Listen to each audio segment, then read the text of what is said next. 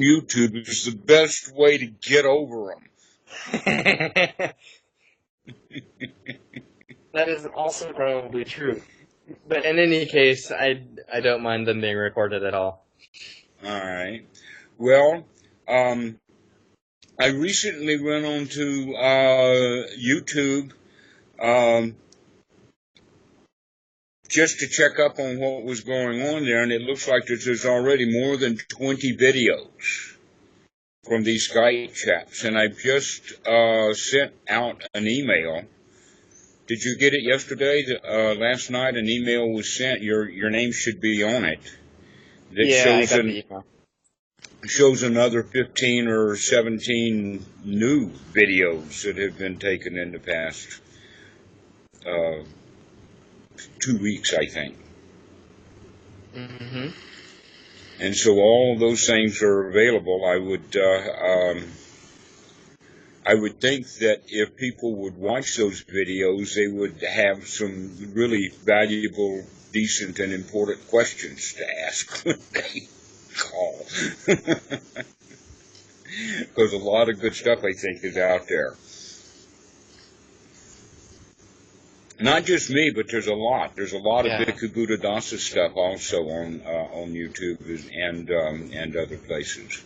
So, I was going to say, just from the Bhikkhu Buddhadasa archives, I have more to listen to than I know I could listen to it for years, and I feel like I wouldn't have run up through the archives.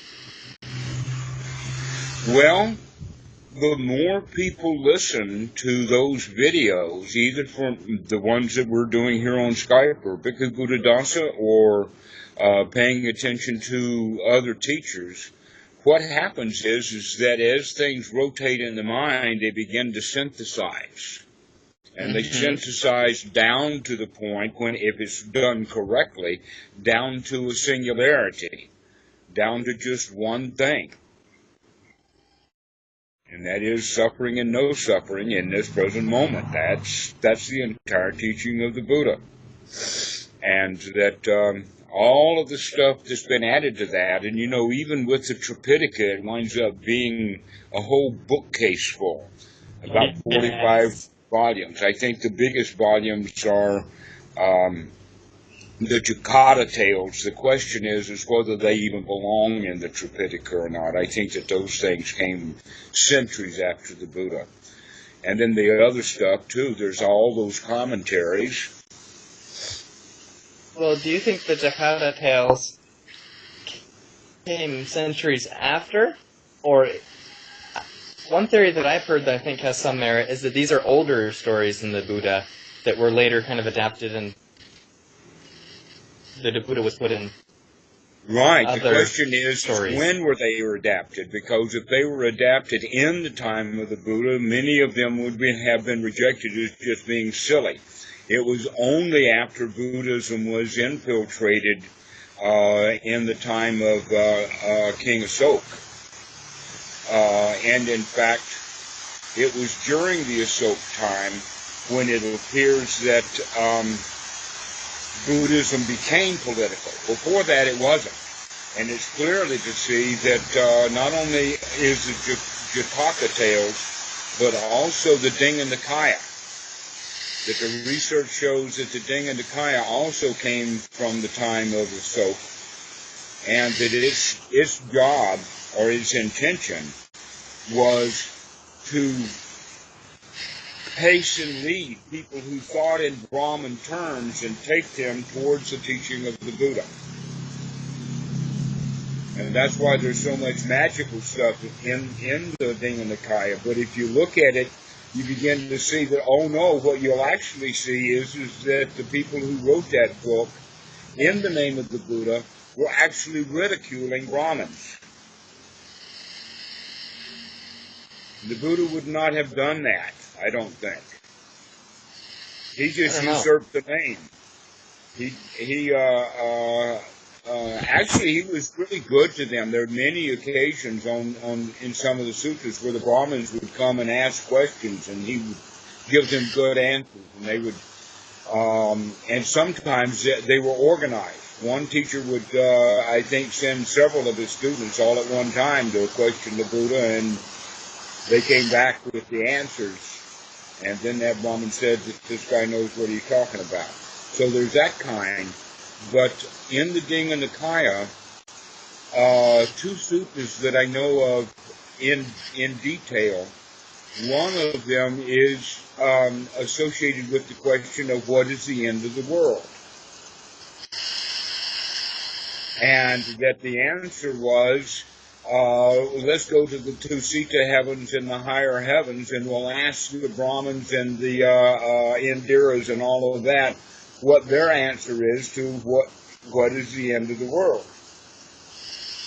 And so this monk goes through the levels until he gets to the highest heaven, and there, I think it's Indira, who at that time was the label, who is now known as Brahma.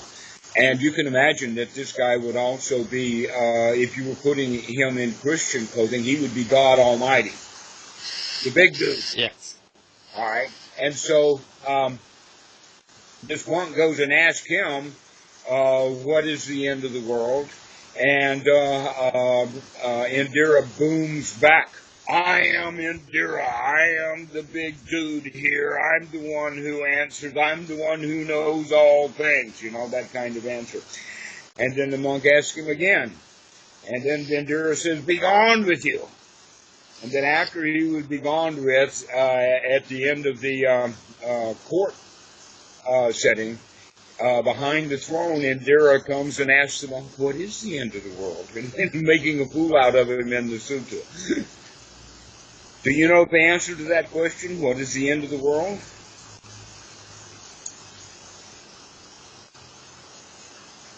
Because in this sutta it talks about how long you can walk and how far you can travel. So it looks like, in fact, that the idea was that it was a flat earth that you could walk on rather than around.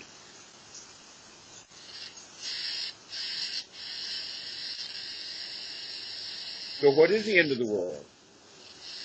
The mind. The mind is the beginning and the end of the world. If you don't have a mind to experience the world, then for you the world does not exist.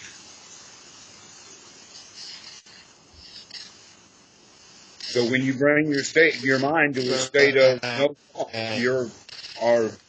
go ahead.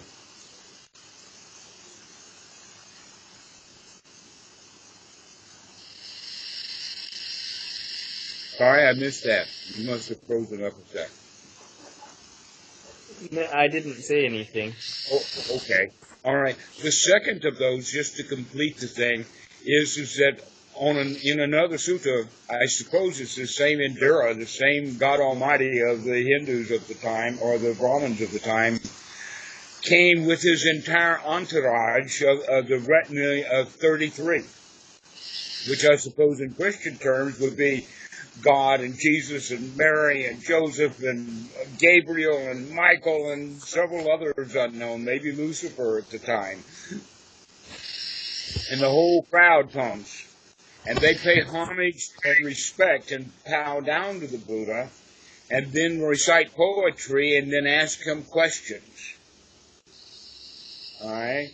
Can you imagine that kind of sutta being presented to Christianity?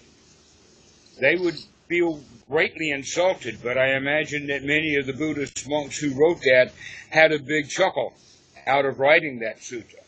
But those kind of suttas are much later. That's part of the reason, the rationale of why we date the Digha Nikaya at the time of Asoka would be because that would have been the most appropriate time for such a volume to be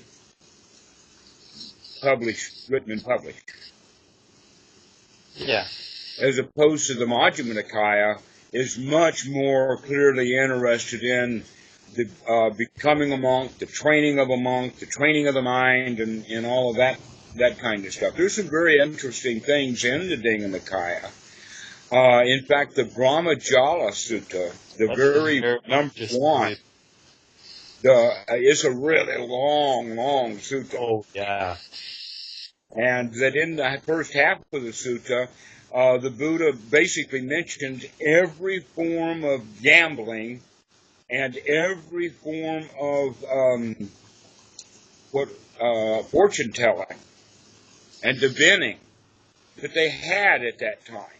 List after list, bones and all kinds, tea leaves, the whole 9 yards. And what he's basically saying that while Brahmin monks do these things, Buddhist monks are forbidden from doing any of that kind of stuff. There are massive lists, too, of everything that is forbidden. And it's a shame that that list isn't closer to the Vinaya. Well, that actually speaks to the possible time that this literature was compiled, if not written. The second half of the sutta I find really, really valuable because the very things that are talked about as in the Majjhima Nikaya and other places that are attainments of the Buddha, in the Brahmajāla Sutta there are 61 net view, the net of views. And he has 61 wrong views. One of those wrong views looks extraordinarily like Christianity. But past lives, 1, 2, 5, 10, 100,000 past lives, when we make the mistake, if we recognize that those things are just merely events of the mind, that's okay, but when we think of them as actual past, real past lives, that's wrong view. And that's right there in the Brahmajāla Sutta. You seem to be very familiar with the first part of it. I hope you didn't get too tired of reading that first part to get into the real stuff in the second part, the 61 wrong views. I have gotten to the second half. I don't think I've ever read all 61 of them. After about a dozen of them, I say, my mind is spinning just trying to think about all these different views and how they're wrong. And also, the way that they're expressed in Pali in that ancient mentality.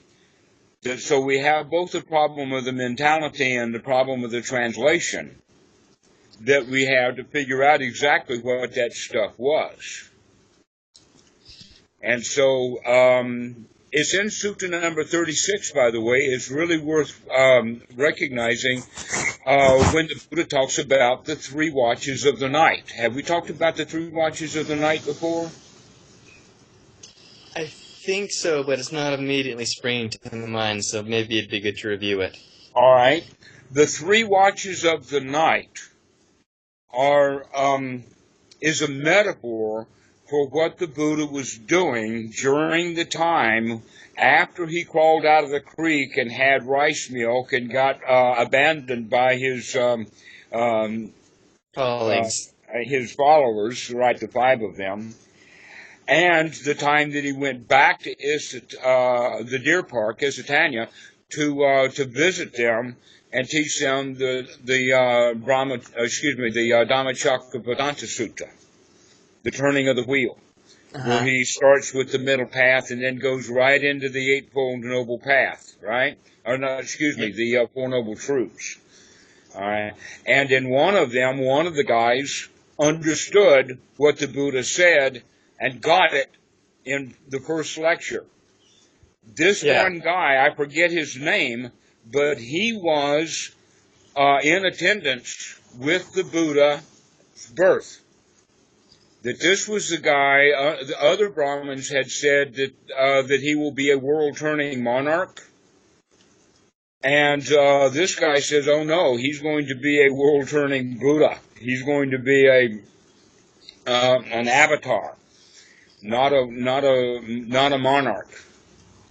And so he actually then was part and parcel of his name actually at that time was Siddhartha Gautama of the Sakyan clan, and that I forget this guy's name. I'm sure it starts with the letter A. He was instrumental in Siddhartha's education. So he was the one who taught him all about how to read and the Brahmin literature of the time. I think that would be the Upanishads and the Rig Vedas and that kind of information. I don't know exactly by the dates of which came when. But we know that he was well schooled in that because he was actually able to win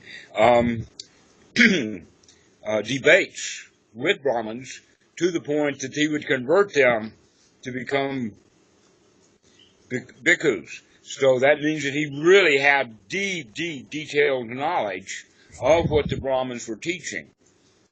Yes. And that I've seen arguments on the internet of stuff in suttas to where two Buddhist monks are arguing. One is saying it means this, and the other guy says, oh no, when you say that, you're taking a Brahmin view. It is actually this way that you have to interpret it. So it seems to be pretty finely detailed in that kind of cosmology. But if we go back to the issue of self or no self, that always is the distinguishing characteristic. Because if there is no self, then and also the first of the 10 items that the Buddha says that makes a Tathagata, the first item of those 10 is that the Tathagata knows the difference between what is possible. He knows the possible is possible and the impossible is the impossible. All right? That's how we always can tell in this deep literature as to whether it's actually a Brahman idea or whether it's a Buddha idea. Is because of whether normally the Brahman stuff looks really weird, but we say, is that possible? Probably not.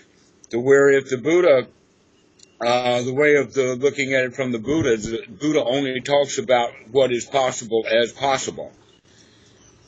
So, if we're thinking about, now let's go back to these, the 3 watches of the night.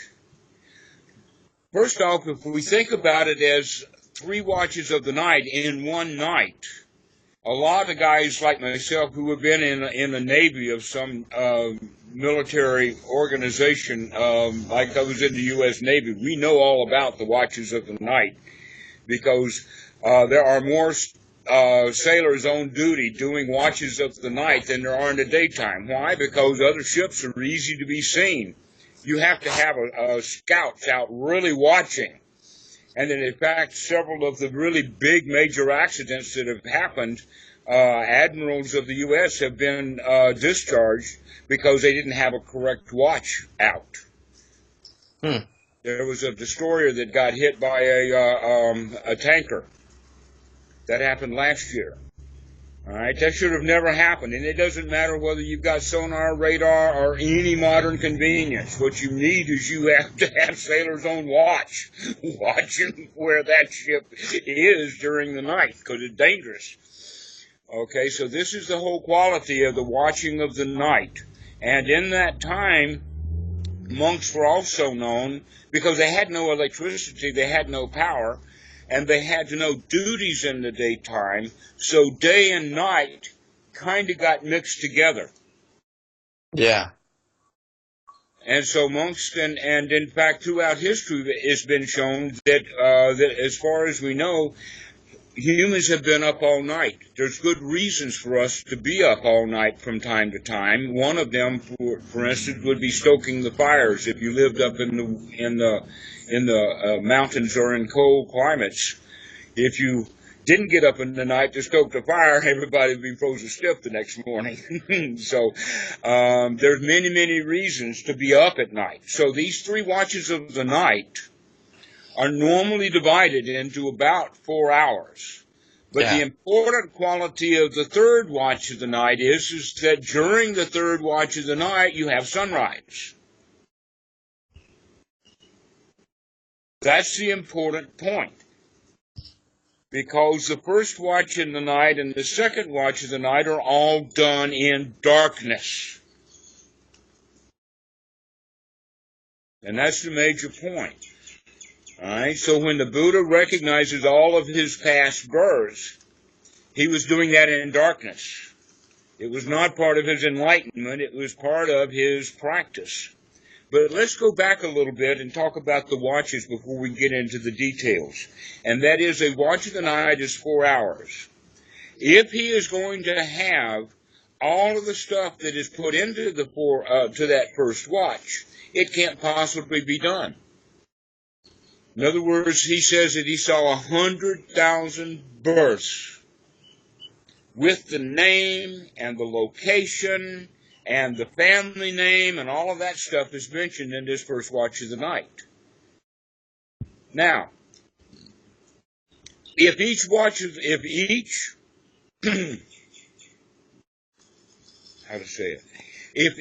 lifetime could be reviewed to that kind of detail in 1 second, it would still take about 27 hours. I did the calculation.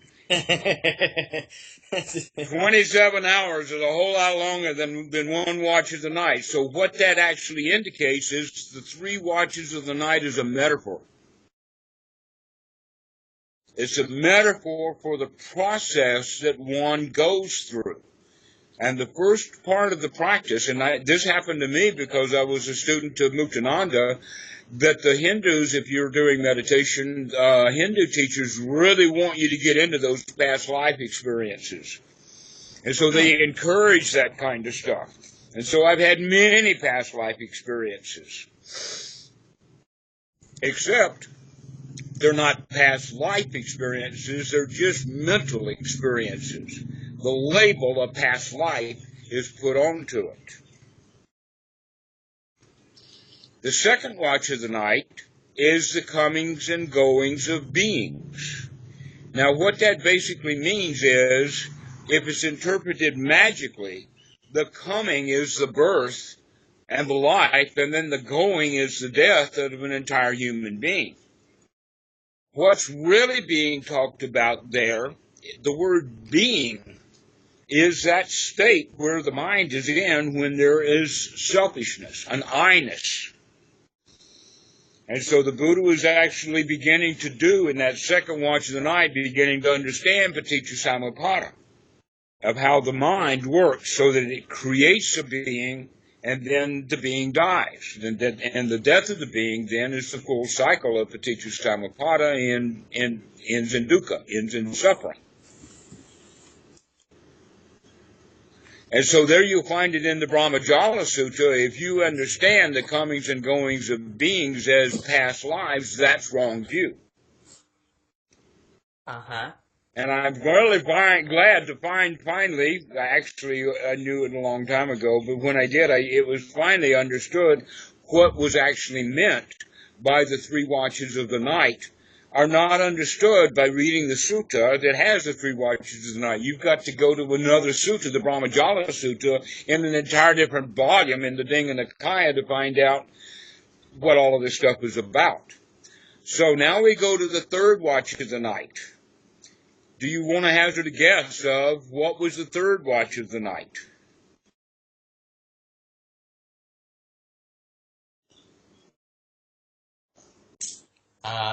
Sure. Is this when he started to divide what thoughts were Actually, this is the 3rd, so it's not going to be the start of anything. It's going to be the culmination of the ending. And what he did, and the way that it's talked, is that it is knowledge and vision of the destruction of the taints. In other words, in that 3rd watch of the night has the metaphor of the coming of the light. When he finally actually woke up to that what needs to be done is that the mind is tainted. And it needs to have those taints removed. Now, there's 2 words in the Pali. One is asava. I was going to say, is that the word? I was going to ask, what's the Pali word that's being translated as taint here? Is this asava? Okay, so it's asava.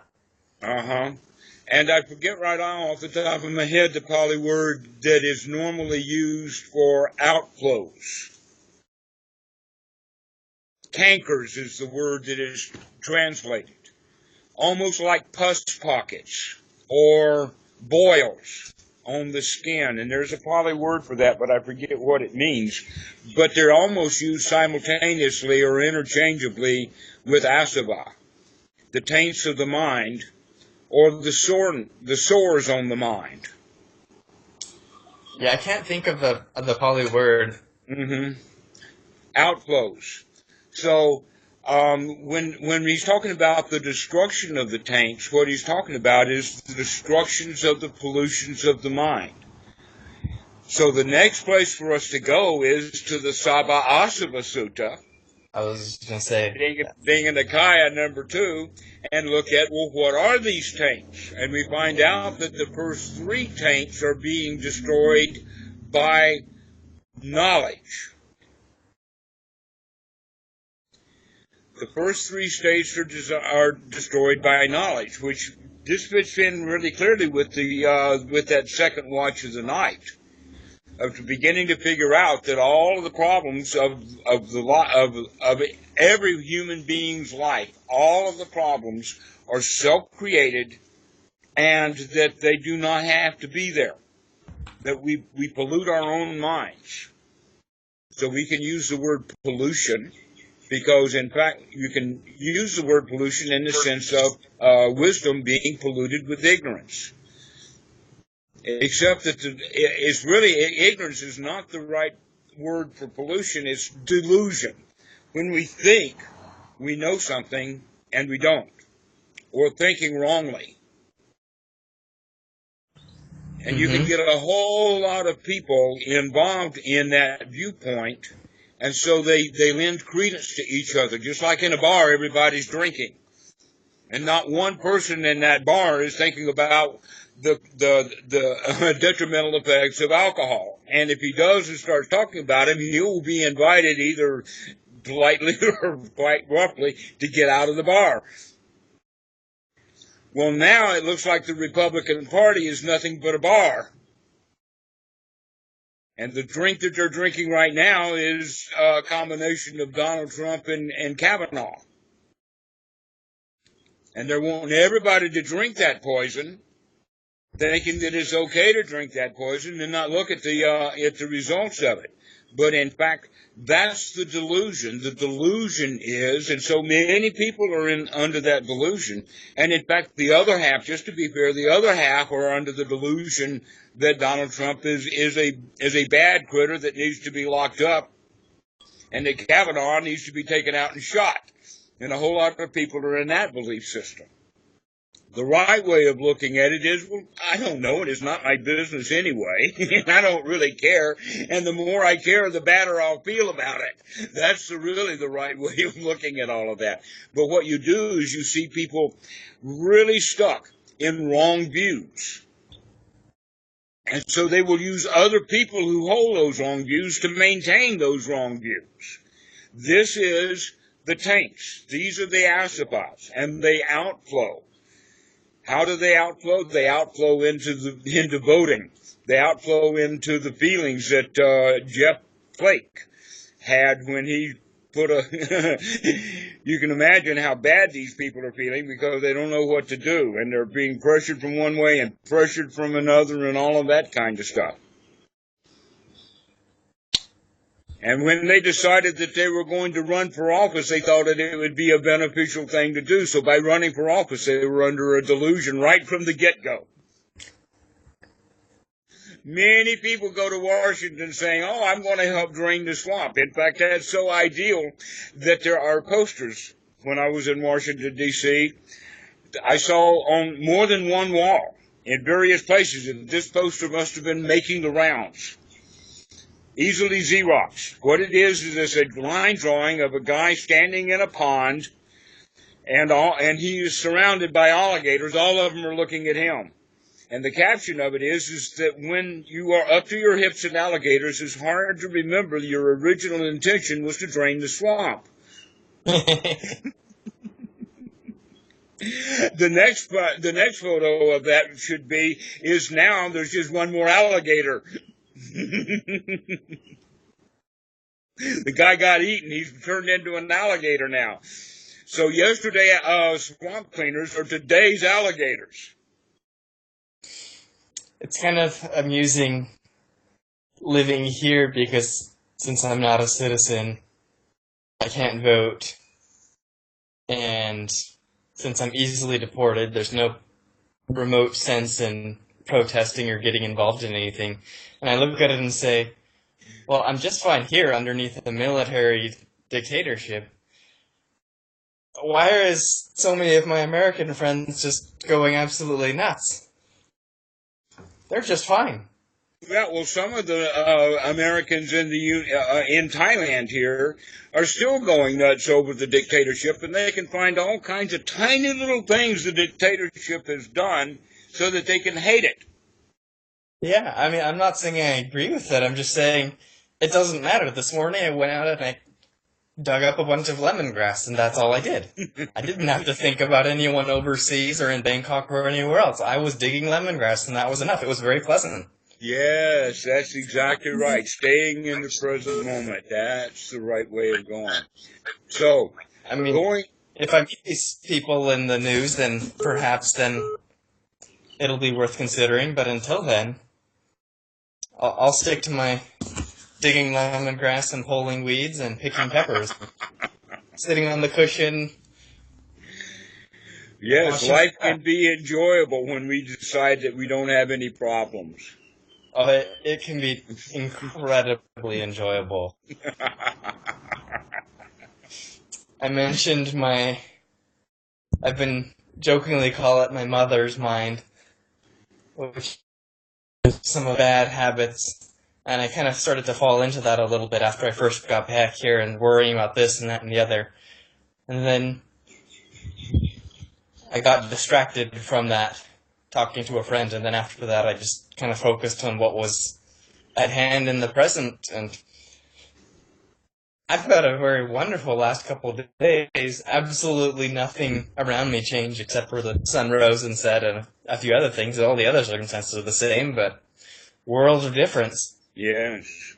Just, nope, those problems can go wherever they want to go, but we'll just kind of let them drift on through my mind and back up the mind, and once they're not part of the mind, they're not part of the world. All right. That what you've been talking about is actually a description of the comings and goings of beings. That second watch of the night. You just described it. Just let those thoughts just pass on by. Let them go.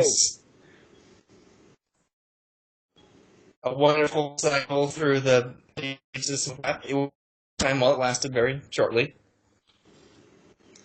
I imagine that part of what the Buddha had to do during that 6-week time frame was to come first to the realization that he already had all of the skills developed that he needed, that the past 6 years he had used, and before that, gave him the tools, the skills that he needed. He didn't need any new skills. That was the first thing that he had to decide. The second one that he had to decide, I think, is that, wait a minute, there really is no problem to be solved. That the problem of suffering and no suffering is actually not a problem to be solved at all. It's a realization that there is no problem. There is no suffering.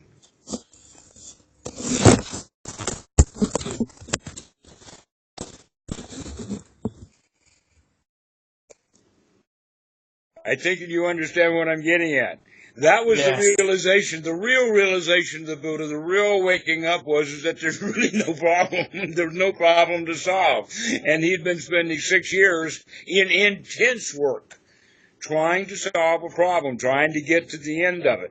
And he reckoned that there's no end of it. There's no reason to even look for an end of it. That the looking is the problem.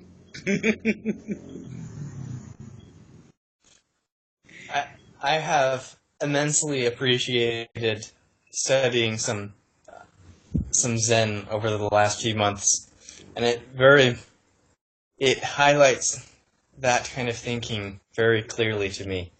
Mm-hmm. And it changes because I'm not saying you have not told me this. In fact, I can think of multiple times where you've told me these things, and it just didn't click. And then finally, someone says it a little bit different way, and I finally go, oh yeah. Yeah. Oh Well, yeah. I don't have with my meditation. I don't. The problem is trying to spot problems and get rid of problems and this, that, and the other. If you just let it all be, it's kind of like if you have a murky... It's like I have a bucket. I pulled out all my lemongrass, chopped it up.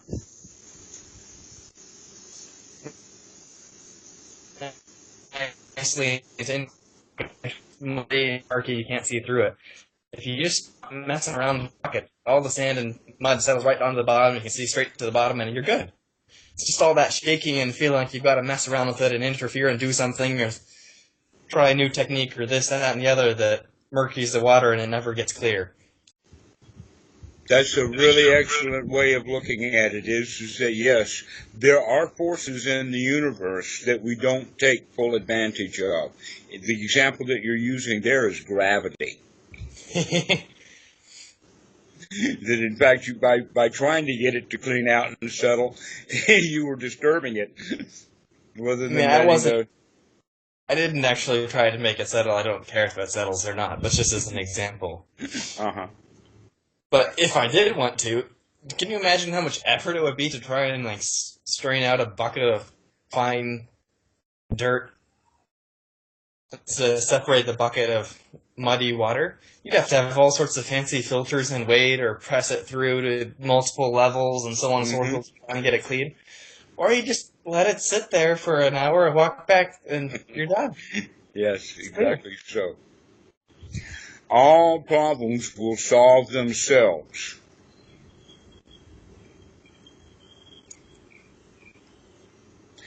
And in fact, here's an easy example. I buy a wristwatch. I wear the wristwatch. I can see the time. It has some value.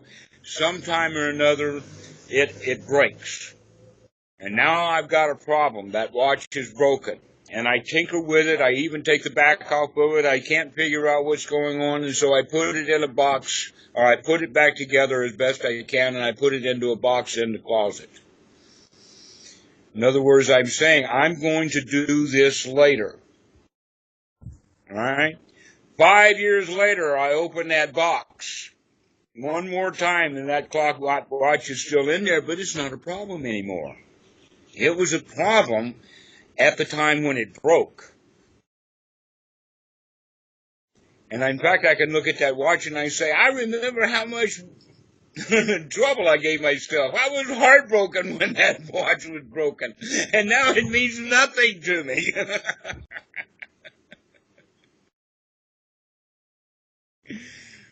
And so that's how it goes. Time, actually, the expression would be, time heals all wounds. Oh no, that's not true at all. It's not the time that healed the wounds. It was the mind that was broken anyway, and that's what it healed. How did it heal? It healed with, let us call it, forgetfulness. Because so long as I was worried about that watch, I would have been dealing in the past, because the watch was broken in the past. And I felt really bad that moment that the watch broke. I remember how it happened. And I felt so bad. And I thought that if I could get the watch fixed and working again, then that would take care of my bad feelings about the clock or the watch. All right. So, yesterday I had a student who asked me about that, in the sense that we keep grudges. We remember what happened that was wrong. We remember that people wronged us. And he says, well, what do I do about that? And I says, become a dog. Be a dog. I didn't use it with him, but there's a Zen koan about, and the question is a dog enlightened? Can a dog be enlightened? Or actually, it's better stated. That's the wrong way of stating. Does a dog have Buddha nature? Yes.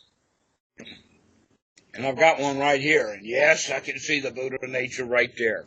All right. Why do they say that? Or what is actually the answer to that? Does a dog have Buddha nature?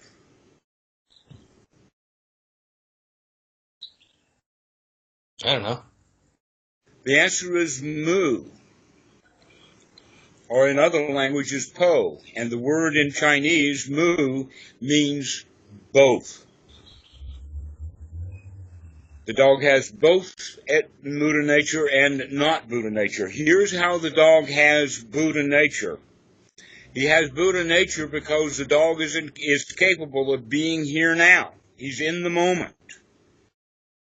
The part of the dog that, and humans are often not in the moment. So dogs are more enlightened than humans in that regard.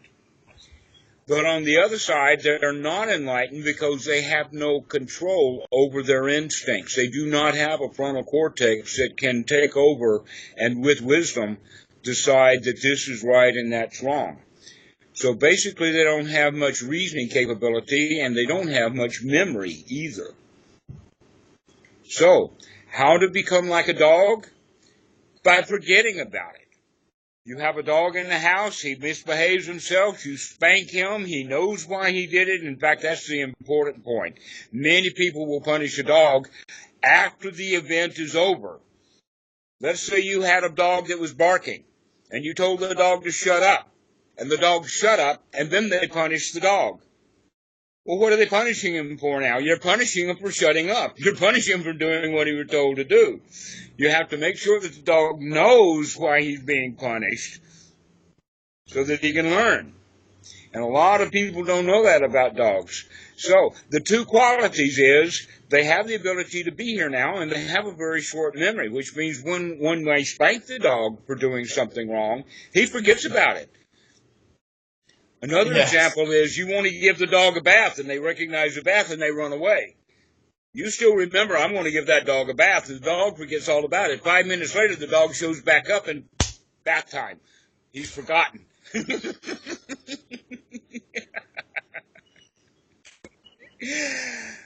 This is the best way for humans that I know of to take on a Buddha nature, is just forget about it. To forget about the past. Let go of the attachment. Let go of the attachment. Let go of what happened. Don't keep grudges. Don't keep memories.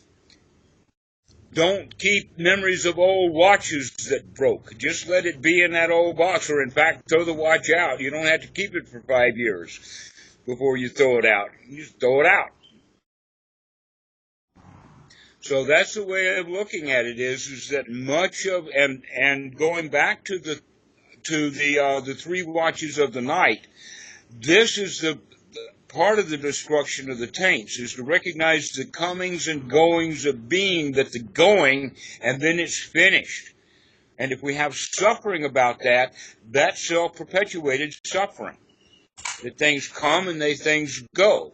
By understanding these three watches of the night correctly, we actually come to the Tilakkhaṇa. Especially in the situation that when we use the word temporary, we're not actually using the word temporary the way that we use it in English. The Dhamma way of looking at anicca is that things are difficult to maintain. It's not a matter that they don't that they change. Everything changes. That's easy to see. But it's a little bit more difficult for us to look down on, if everything is temporary, that means that they're difficult to maintain. And if I'm trying to maintain something that demands to change, then I'm going to be attached to that. And if I'm attached to it, that may turn into clinging, because I want it to be this way. So the difficulty to maintain means it's already got desire built into it. That's why we want it to be maintained. The second one, suffering, anicca, dukkha, anatta. Dukkha is also in this regard best understood as not just suffering, but difficult to endure. Difficult to put up with. In that regard, we recognize that, wait a minute, the anicca and dukkha have a very bound interrelationship. Right. Difficult to endure and difficult to maintain. So one we want to keep going and the other one we want to stop. This is why it's so easy to understand, or almost to the point of confusion, about not liking things. The feeling of not liking is actually suffering. No, there's some intermediate things in there too. But it's easy to see that those things are connected. So if you have anicca, things that are difficult to maintain, dukkha, things that are difficult to endure, then we look at anatta, which means things are in fact not there. They're non-existent. They don't exist. And we think that we do. So actually a self is difficult to create. It was difficult to create. Which means suffering. It's really suffering to create a self. It's painful. Yes. That's what I mean by difficult. So one is difficult to endure, one's difficult to maintain, and one's difficult to create. Which, by the way, winds up being back to the teachings of Hinduism of Shiva, Brahma, Shiva, and Vishnu.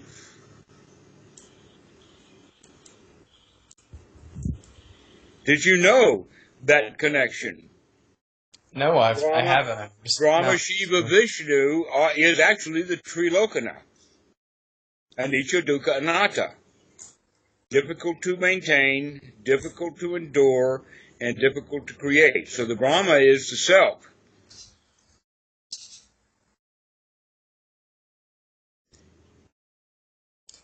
I was going to say, they're like in reverse order from each other. Mm-hmm. The Brahma is the anatta. No, Brahma is, yes, anatta. And then Shiva is anicca, the destroyer. Yeah. Mm-hmm. And Vishnu is dukkha. And Vishnu, by the way, is the one who is associated with Durga and Kali, the black devils. Oh, yeah. So they are actually connected, not just because there's three of them and I'm just putting 3 on 3. You actually have these 3 qualities of anicca, dukkha, anatta, and that the pain that's associated with the creation of the self, because the creation of a self is going to be the destruction of the self. That self, once created, is going to be difficult to maintain and difficult to endure. yes. That's the truth. And so that's what selfishness is all about. And I can see little children not only are pick that up right out of their own instincts. The child's instinctual system starts to create that self. In fact, that first deepest instinct, the self-preservation instinct, which the Buddha talks about in 2 ways. One, he talks about it in the sense of a personality view. And then the other way, he talks about it as a personality doctrine, the doctrine of personality. So the self, or the personality view, is primary. It comes right out of the self-preservation instinct. And as I said before, it's not really well labeled. It's not a self-preservation instinct. It's an organism preservation instinct. Why it's called a self-preservation instinct is because the guys who figured it out didn't figure out that there's no self. And so they wrongly labeled it. So the organism preservation instinct is primary, that gives immediate rise to a personality view. But once it becomes part of a religion, once it gets built up, once you have more than one person's ideas about it, it becomes a doctrine. And as you can see, the doctrine of the self is a major part of Christianity. Yes. That everybody's got a self in that regard. Everybody's got this stuff, a soul. God's got a soul, Jesus has got a soul, they're high souls. I've got a soul, and my soul is subject to God's soul.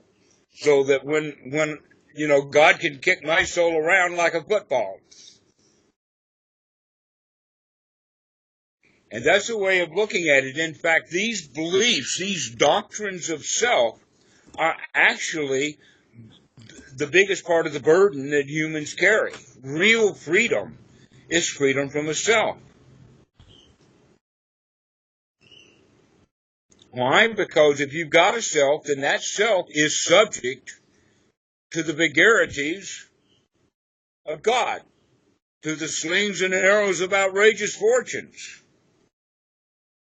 But if you have no self, or let us call it this way, you have no soul to die, then after the body breaks up and there's no soul there, then God has no control over you after you're dead. In other words, you're liberated. Once there is no self there, then you're liberated. If there is no soul, God becomes irrelevant. All of the teachings, in fact, of the religion of Christianity become irrelevant. God's irrelevant. Heaven's irrelevant. Hell's irrelevant. Good is irrelevant. Bad's irrelevant. Churches are irrelevant. Saturday night dance parties in the basement of the church are irrelevant. You know why I mentioned that one? Because No. the Baptist kids had to go to the Methodist church to go to the party because the Baptists wouldn't let their own Baptist kids have a party in their church. Oh. Such is the nature of South Carolina in the 1960s. Yeah. So, if there is no soul, God has no power over you. Makes God irrelevant. Now, about 15 years ago, or 10 years ago, after Richard Dawkins wrote his books, there was a lot of panel discussions and or one-on-one debates between atheists and Christians. And invariably, always the topic was, is there a God? And always invariably there were enough Christians in the audience to where it was always, there is a God, was the outcome of the conference or the debate or whatever. No Buddhists there. If there had been a Buddhist there, then we would have not talked about God, is there a God or not? We would have said, I don't care whether there's a God or not. He's completely irrelevant. Why are you talking about such an irrelevant thing? What you really need to be talking about is, are you here? Are you in existence? Because if you don't exist the way you think you do, then you're not subject to any God.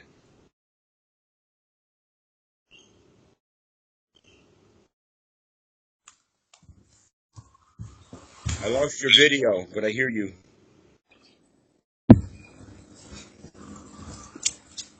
Yeah, the signal was going bad, and I couldn't hear what you were saying, and your video was all cut out, so I turned off my video for a second here to see if that would Okay. help.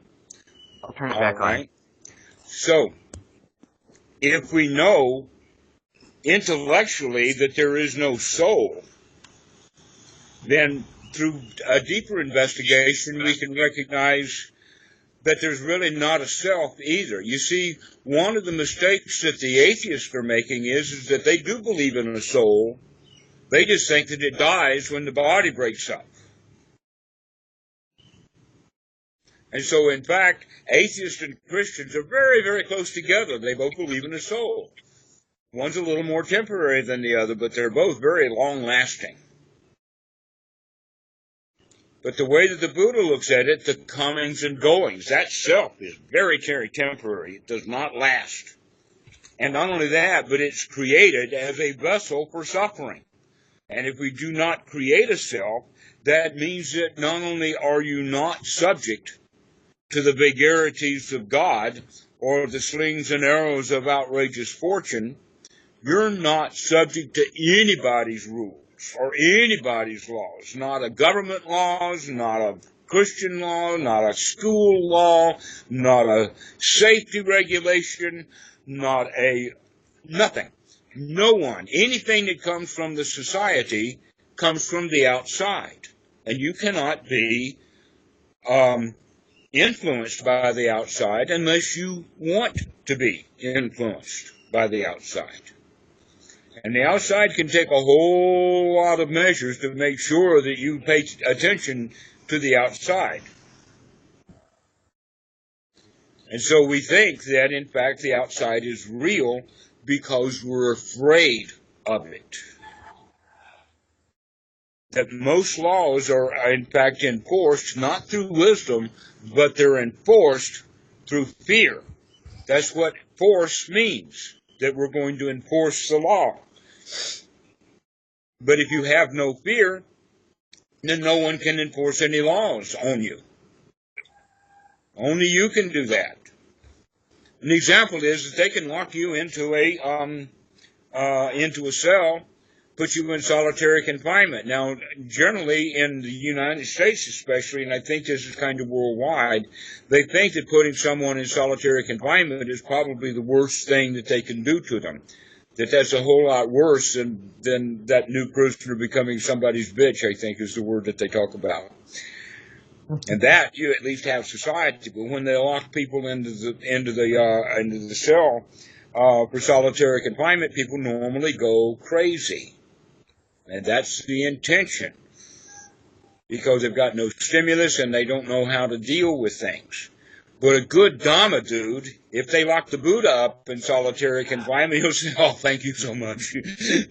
I don't even have to go to bed about to eat. I can just sit here and enjoy myself." Yeah, I feel like if I ever go to prison, solitary confinement seems like the ideal situation. That's an ideal situation. Like, please don't throw me into that briar patch. I'm quoting Uncle Remus right now. Do you know that story? Yes. Yeah. Brer Rabbit got caught in the tar baby, and so when Brer Fox and Brer Bear pulled him out, they had him, and they wanted to know what to do with him. He said, "You can do anything you want to with him. You can cook me. But please don't throw me in that briar patch."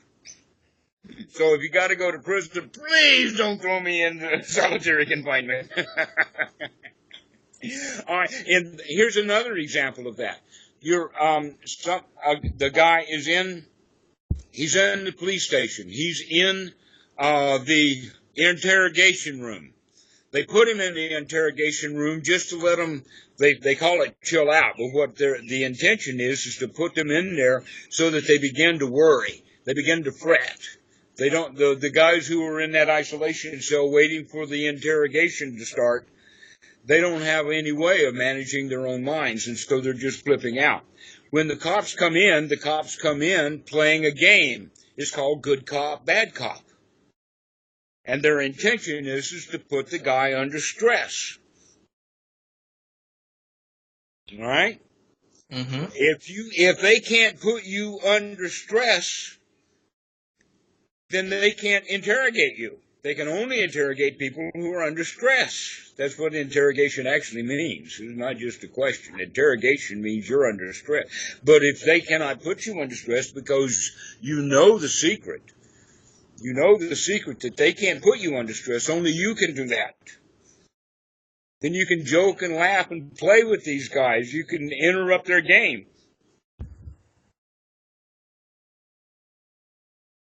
Because you don't have to feel bad. They're not going to get anything out of you.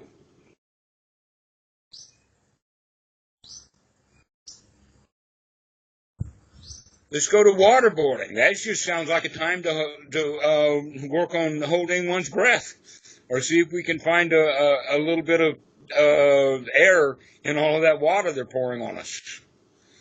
In other words, nobody can do anything to you. Only you can do it to yourself by not liking what they're doing. In that regard, because you have no self, you are in fact free.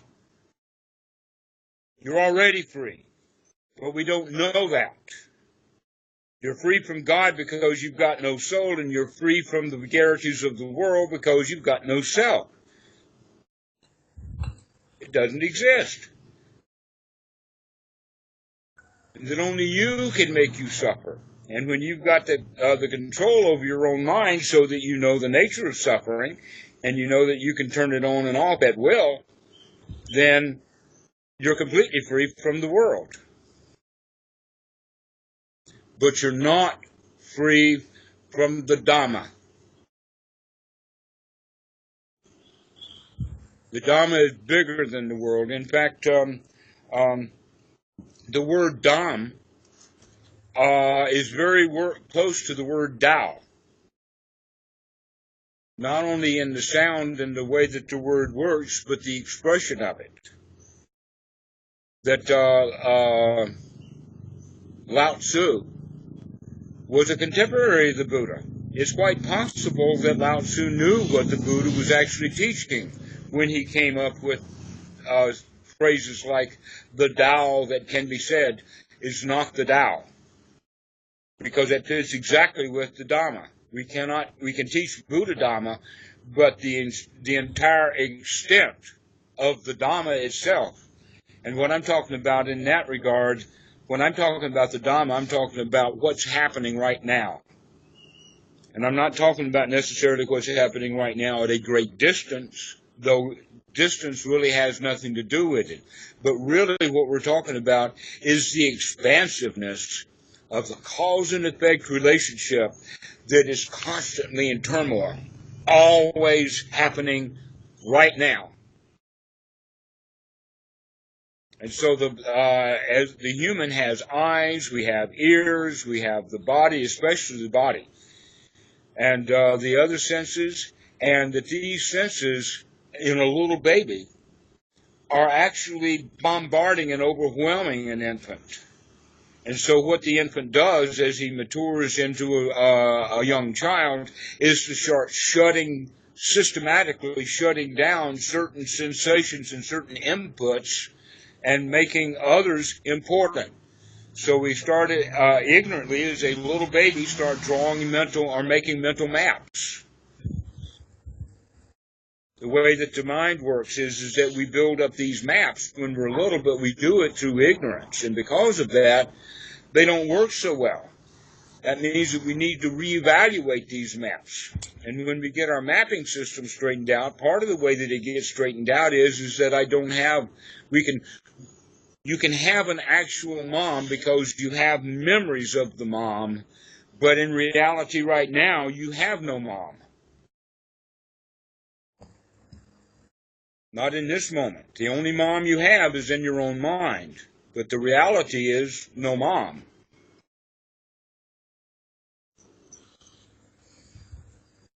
Until you think about her, and then you create her, but you're creating her in your mind. But that's all she's ever been, is just to create. Exactly, that's the point, is that everything is created in the mind. But little children, we make a huge mistake. We think that this relationship between the child and the mother is long-lasting. So that the maps that we make when we're 3 years old in association with our mother, when we're 60, we still have that same relationship with her because we haven't changed our maps very much. And a lot of people are like that they don't change their maps. An example of that is people, when they're very young, they'll take on a victim's position. Mommy, mommy, mommy, please help me. And then they spend their whole life going around, mommy, mommy, mommy, please help me. I've got taxes to pay. Accountant, accountant, accountant, please help me. I'm in trouble with the law. Lawyer, lawyer, lawyer, please help me. And everybody stays a victim. We all stay about 3 or 4 years old when it comes to the society. We play victim's role. The Buddha, not a victim. The Buddha, a lion. And one of the major things about the quality of the lion, the Buddha, is that he knows the difference between what is possible and what's not possible. And adults going around, lawyer, lawyer, lawyer, please help me. It don't work. That's a lie we tell ourselves. The lawyer's not going to get me out of trouble if I'm in trouble. I got to deal with that on my own. The lawyer will get me to pay a lot of money to help him. But ultimately, everybody has to deal with their own feelings.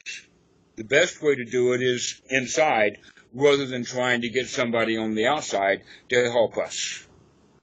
And so these are the maps that we have, and these maps we bring up into our adulthood. And so we need to begin to see these maps, or at least recognize these existential life positions. Because we're normally always, or most people, are in the state of victim. Or as Eric Berne would say, I'm not okay, you're okay. That's the victim's position. The better state to be in is I'm okay, you're okay. We're both good to go. No problems.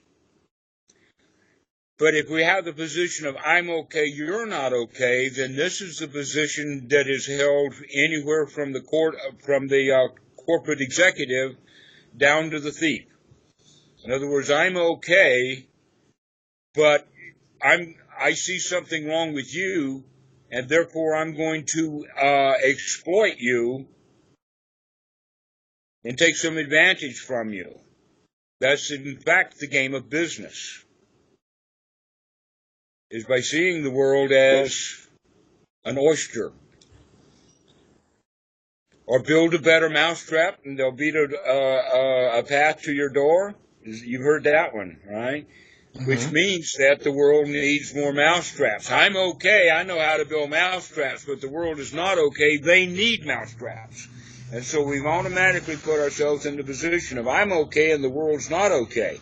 But if you can come to the full enlightened position for a moment and that time of I'm okay and you're okay, everything is okay, nothing needs to be fixed, everything is just fine as it is, then this is the existential position. If we can spend more and more of our time in that place, then we're spending more and more time in the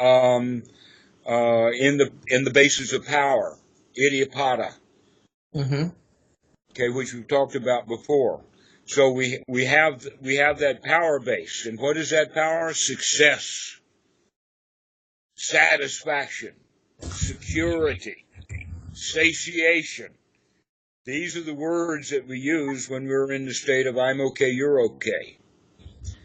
And we can come into that state, though we might go out of it later, but anytime you think about it, in fact, every time you take a deep breath, I'd be here now, you're automatically moving out of the old life positions into the new life position of everything is okay. I'm okay.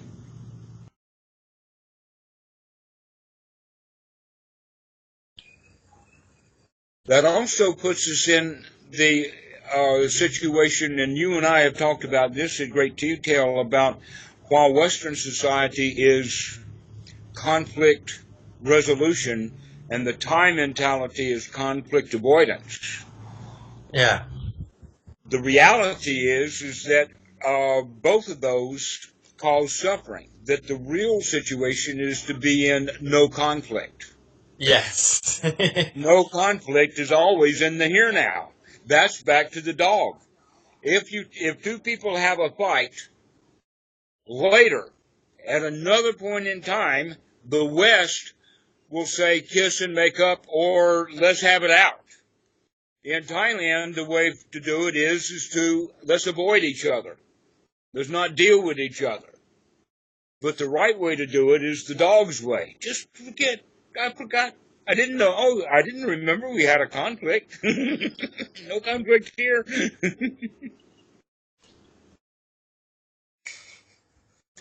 And so this way is also that way of looking at it.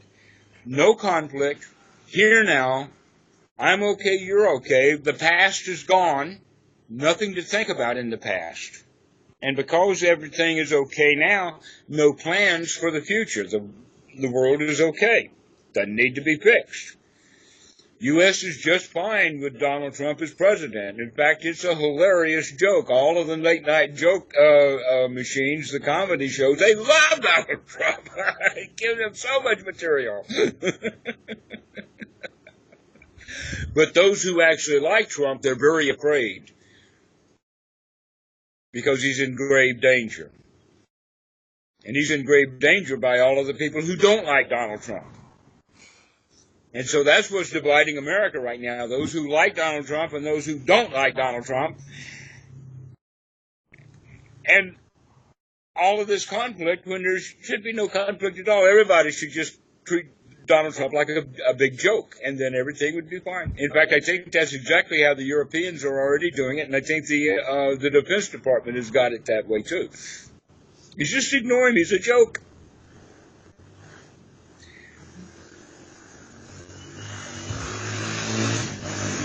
So in that regard, everything is all right. It's okay. I have to keep telling myself that.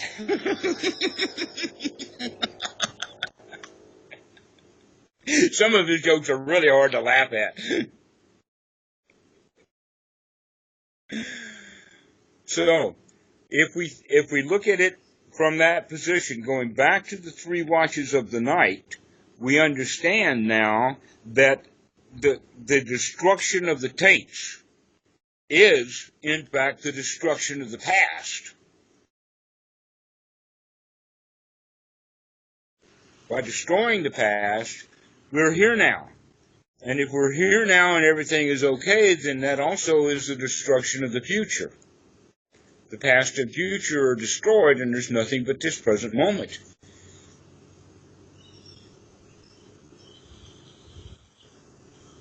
That way we don't have to have all of this coming and going. We don't have to take these new selves and this new way of looking. And by the way, going back to that first watch of the night, the names and the places that he's talking about are not the actual names and places of individual people, but it's labels that we put on ourselves.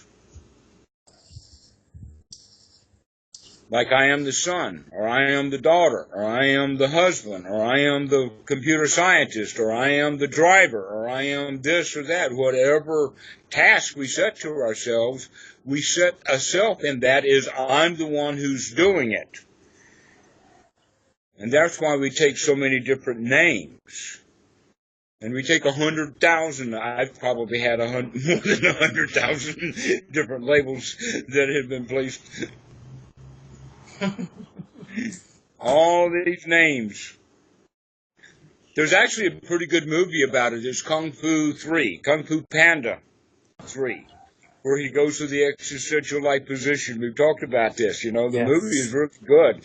Where I am the panda, the son of a duck. I am the panda, the son of a panda. I am the dragon master. I am the Kung Fu Panda, and he doesn't know who he is until he recognizes that he's not any of those things. Those are just merely labels. And we put those labels on temporarily, and then we drop them. They don't last.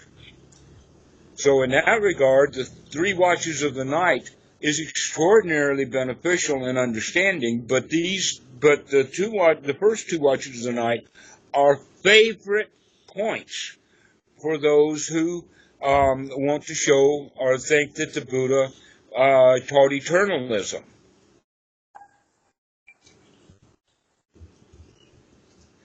And they look and they say, oh, well, the Buddha knew 100,000 past lives.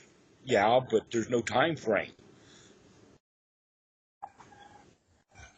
You could have had those 100,000 past lives over that 6-week time period, or reflected back over a long period of time, because he was, in fact, skilled at jhana meditation long before, in fact, even before he was doing the austerities. So he went from the jhana teachers to the austerity teachers, and so that jhana practice was where he probably would have had all of these memories from meditation of what can be wrongly construed as past lives. And I was quite surprised when it wasn't Goenka, it was another Buddhist teacher that I had before I had Goenka, because with Muktananda, they really want you to have these past life experiences. I was really surprised when this guy says, oh, don't worry about any of that, it's just daydreaming. And that's the way that the Buddha looks at it, is that all of these past life experiences, they're just daydreams. There's nothing to them. And then people say, well, what if the child can remember things and it can be proven? Well, if you think about it, maybe the people who were trying to prove it have a little bit of confirmation bias in there. They really want it to be proven. We don't have any decent scientific experiments that have ever been done that show anything like that. All we have is hearsay stories. And so, because they have only hearsay stories, and because they believe these things very strongly, why? Because, actually, it's the fear of death. It's the self-preservation instinct and the other instincts that keep us delusional. In other words, if the self-preservation instinct wants to keep this organism preserved, then the best way to preserve this organism is to not let it die. And if that's not possible, then maybe it'll be reborn. It'll come back. We've got the law of karma on our side. The law of karma is going to bring me back just so it can beat me up again. And in that regard, we become a football of the law of karma. In that regard, the law of karma and a god are exactly the same thing. Well, hello, kitty. Oh, you've got a teddy bear, huh? Yeah.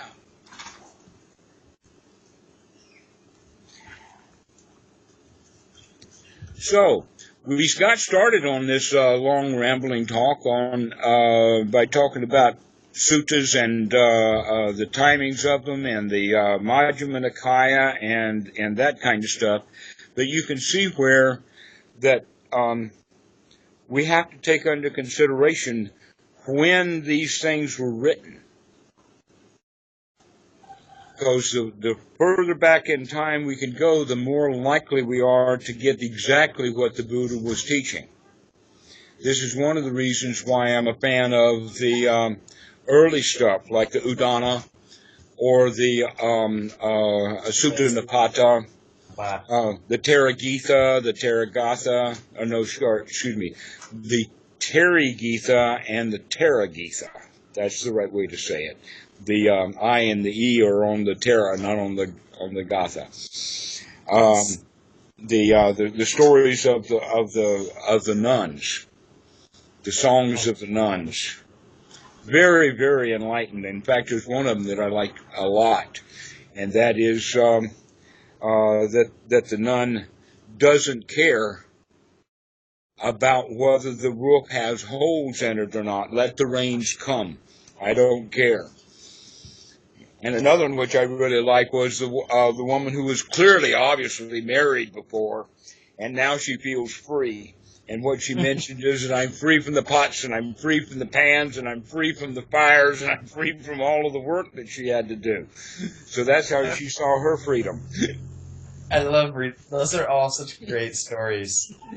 I really like the Sutta Nipata, although it's hard to sit down and read more than a chunk at a time because... Well, some of them are so profound that they blow you away. The one that I remember for so many years ago that really changed my perspective, and I haven't since then. I know it's in the Sutta Nipata, but I haven't seen it since then. Though I've not really worked really hard. I guess if I spent a few hours or a day or so looking, I could find it. But I have done searches on words that I remember as part of the key, and I haven't found it. But basically, what the sutta is saying is that the monk is actually kind of at a trot. He's in a hurry. He's running. And then the thought occurs to him, why am I running when I could walk normally? And so he slows down to a normal walk. Oh, yeah. After he slows down to a normal walk, he says, why am I walking when I can stand? And so he stands, and while he's thinking, why am I standing when I can sit down? And though that's not recommended as a, let us say, a life story, but it does have to do with how we can handle a particular moment in time.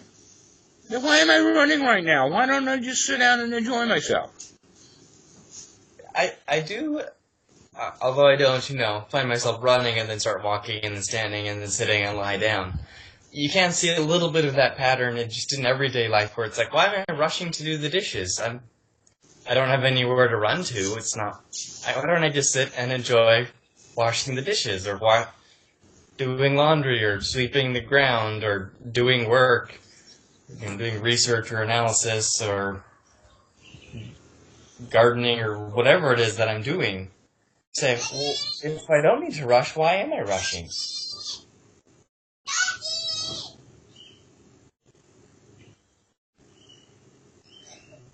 Kitty's showing me her teddy bear. Okay. That's actually an important point about anxiety. That anxiety is when people are experiencing inside the body that running, that hurry up, that we got to get it done. Things are upside down and they need to be fixed. Yes. That sense of sensation, and that people think that again that anxiety comes because of something that happened on the outside, and therefore if they can fix what's happening on the outside, their anxieties will go away. And that's never the case. Even when people know of the source of anxiety, because I knew about my anxiety when I was studying psychology, but I didn't know what to do about it. I didn't know how to fix it. It wasn't, in fact, until I got to Bhikkhu Buddhadasa where, in fact, I began to understand what it was about. And what the cure was. And so, if we can be mindful, that's the whole trick, is to build that sati, to keep remembering, to come back and come back and come back and come back. Then that kind of sati, unremitting, becomes the enlightenment factor. That's not only just the first enlightenment factor, but it's the only important one. Why? Because if our mindfulness becomes unremitting, then all of the other factors will also become unremitting. If our mindfulness comes up, then so does our investigation. And once we get involved with it, then we begin to have a power. The word that is translated into English is energy, but it's not. It's not energy. In other words, the more you practice, the more energetic you become, but it's more dedicated, or a dedication, rather than an energy. We're talking about virya, right? Mm-hmm. I'm impressed. Yes, and so but another way of looking at it is the habit of unremitting mindfulness. You keep coming back and coming back and coming back.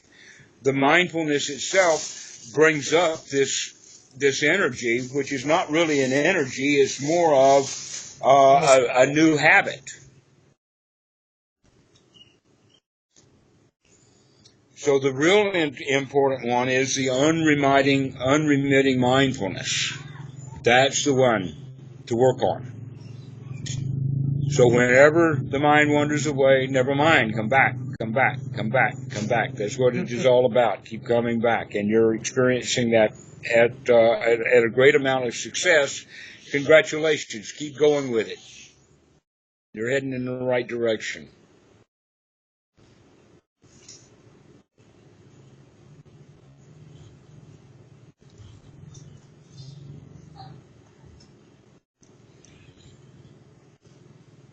Well,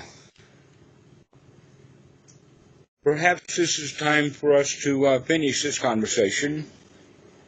Okay. I'm really glad that you called again. I hope to see you again soon. Yeah, I'm glad I finally got the chance to sit down and talk. It's been far too long. Yeah. How long have you been back in Thailand? I've been back for...